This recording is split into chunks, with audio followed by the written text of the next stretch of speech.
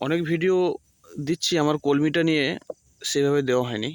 এই বছর কলমি, আগের বছর কলমি তো অনেক দিয়েছি, প্রচুর হয়েছিল, টাইট হয়েছিল। এই বছরও একটু অল্প করে করেছি, নিজেদের বাড়ি মতো, আরও করব।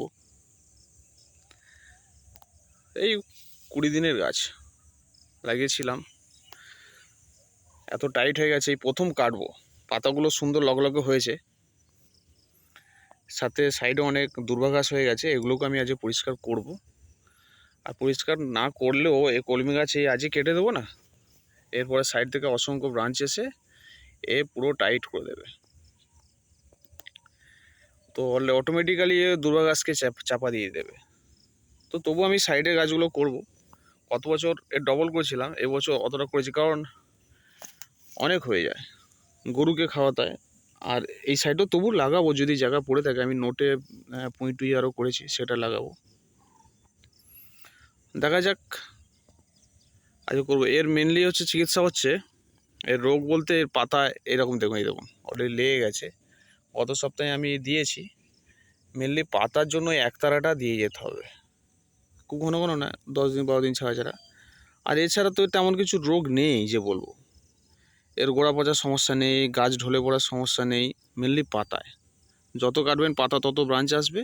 আর পাতা ফুটো ফুটো হলে এটা আমি আর দাম পাবেন না। এইটুকু করি, আর এর পেছনে বেশি সময়, বেশি খরচা করা মানে আপনার লস। এমন একটা গাছ, প্রকৃতির সঙ্গে ভালো সার্ভাইভ করে বেঁচে থাকে, সহজে মরে না। মেনলি পাতা ফুটো করে দেয়, এটা চিকিৎসাটা করে যেতে হবে। আর যত বেশি আপনি এর কাটতে থাকবেন, তত বেশি নতুন পাতা আসবে, আর তেমনি এর পাতা কাটা রোগটাও কমতে থাকবে।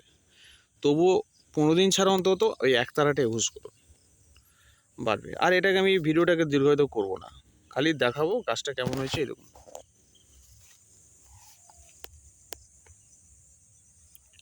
এই প্রথম এটাতে কাটা হবে, তাতেই এতটা ভরে গেছে। এরপরে যেটা হবে পুরো একদম টাইট হয়ে যাবে, কারণ এটা সিঙ্গেল ডাল রয়েছে।